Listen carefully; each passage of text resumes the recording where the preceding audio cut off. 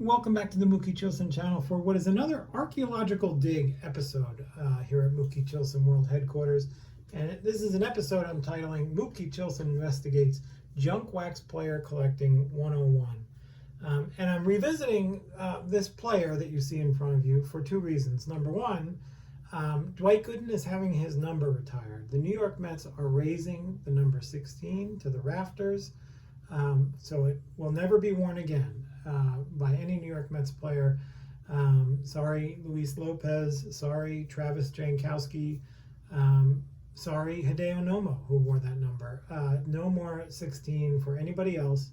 Dwight Gooden's number 16 will be raised to the rafters. And the second reason I'm making this video today is because of this. This is a photo album that is effectively a scrapbook. It's my Dwight Gooden scrapbook from childhood. And it's got some incredible little glimpses of what it was like for me to collect Dwight Gooden back in an era when the Mets were on top of the world. I was loving life and watching every Met game and living and breathing for every Dwight Gooden start, every scrap of Dwight Gooden I could get my fingers on, and compiling them in a book like this. You may notice that, by the way, that image behind us right there. That is Dwight Gooden. If you're not from New York or the New York area, you may not know this, but Dwight Gooden was the biggest thing going in the year 1985 when this image was taken. This is a building on West 42nd Street in the middle of Manhattan, a 100-foot tall, 10-story Dwight Gooden painting. Those painters are painting. It was a Nike advertisement. Dwight Gooden was on par with Michael Jordan in basketball terms. That's how big Dwight Gooden was, and he was that big to me. Again, as I told you, this was the 1985 Topps card I pulled in the first pack I ever opened as a baseball card collector. I remember where I was standing in the dining room of my mother's and father's house in our old house, and I will never forget it, and it set me on a journey. I have shown you the cards, the ridiculous number of baseball cards I've collected in a separate video, which I'll link to if you want to watch that.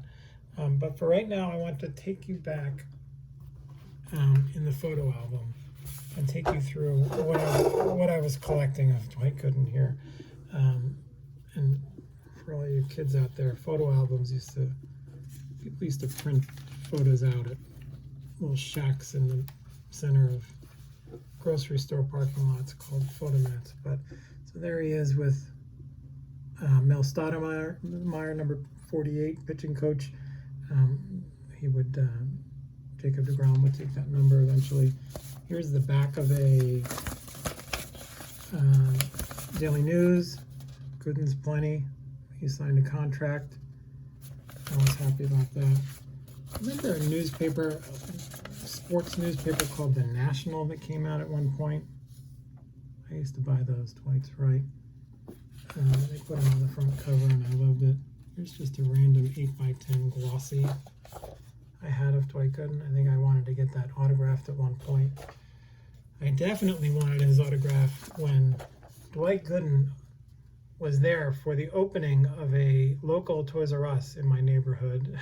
And I stood in line with my pal Steve at Toys R Us, and Steve's mom, who God bless her, took us hours and hours and hours to wait in line to meet Dwight Gooden. We brought stuff for him to sign, and we're ready to get an autograph. We were told there would be no autographs, but there would be this 8x10 piece of paper that was a printout of Dwight Gooden's image with a facsimile autograph. Compliments of your pals, Jeffrey the Giraffe at Toys R Us.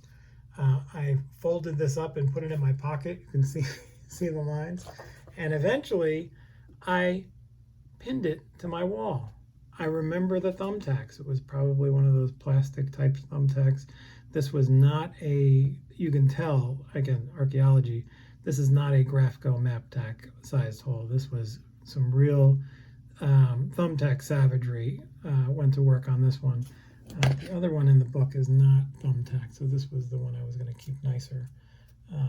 So anyway, that's some of what I got here. And again, I would cut him off the cover of all these different things, and it's him in his pitching rotation, Cohn, Ojeda, Fernandez, Darling, Gooden.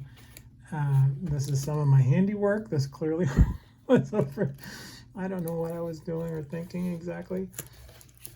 There's some more. There he is with a kid in the hospital and a PR trip. Here is the back of 2 baseball cards. I have, why are these in the Dwight Gooden scrapbook, you might ask? Well, Luis Aguayo, if you read, there is magic on the back of the baseball cards. Can you see it? There's a question there. Who was Dwight Gooden's 245th strikeout victim in 1984? That was the strikeout he had to tie the rookie record for strikeouts in a season. And you can either turn your screens upside down or I'll read it to you. It's John Tudor. John Tudor of the Cardinals was Dwight Gooden's 245th strikeout. Well, I did not like John Tudor as a kid, so that was good. And then the next question on Andre Robertson. So why is a Yankee shortstop in there? Because the question on the back of the card was, who was Dwight Gooden's 246th strikeout victim in 1984? Why, how about Marvell Wynn, who I think was a Padre. So those were in the scrapbook. More stuff in the scrapbook. There's my cutout of that building. So there it is, completed. It was in color. Some more Dwight Gooden stuff. If you can read that there. This was the birth announcement of Dwight Gooden's child. Dwight Gooden's wife Monica gave birth to the couple's first child, 8-pound Ashley Dene, Friday morning in St. Petersburg. Gooden had made reservations to fly when he learned his wife, who was due on April 22nd, was in labor, but stayed in Montreal after his wife gave birth quickly. Gooden will start today's game on Sports Channel and then fly to Florida. So it was a different time in the world. So congratulations. I was excited for Dwight. Dwight was excited. I don't remember if he won the game. So there's more. There's Dwight and Daryl together. Some more handy scissor work. Look, there you go. Go youth. And then just some more clippings. But I wanted to show you this. I apparently thought enough about Dwight Gooden to write some kind of school paper about him. I don't know what class this was for. I don't know which Macintosh computer I typed this out on, or maybe it was a word processor, but it has survived the test of time, and I will read you some of my paper on Dwight Gooden. This 24-year-old right-hander out of Tampa, Florida, has Hall of Fame potential. See, I believed in him.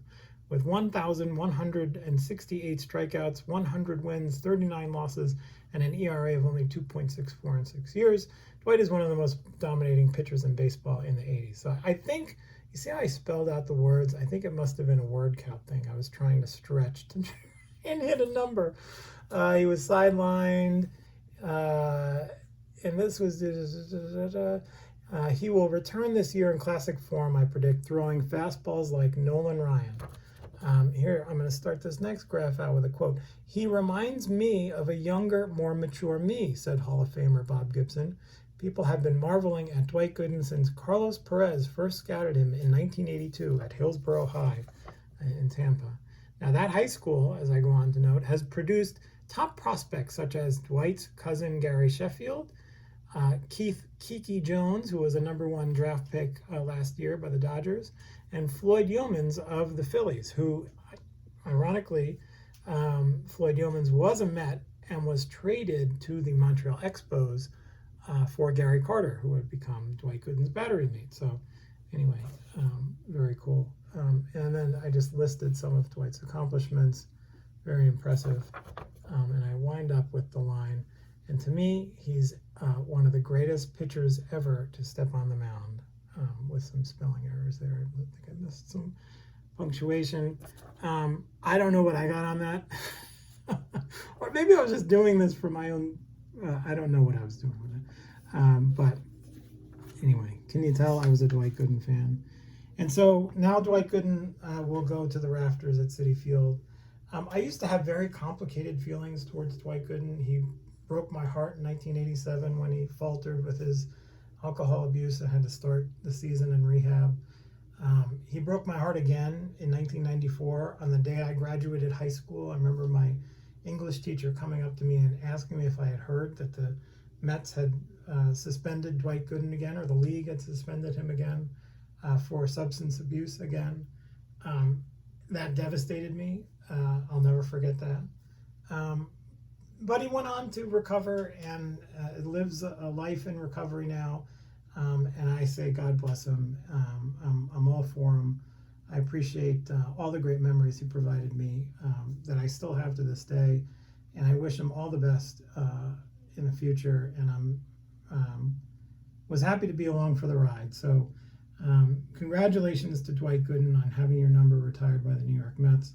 My guess is I might be there that day at Citi Field to celebrate with you and toast you and your pal Darryl Strawberry, who is also having his number retired.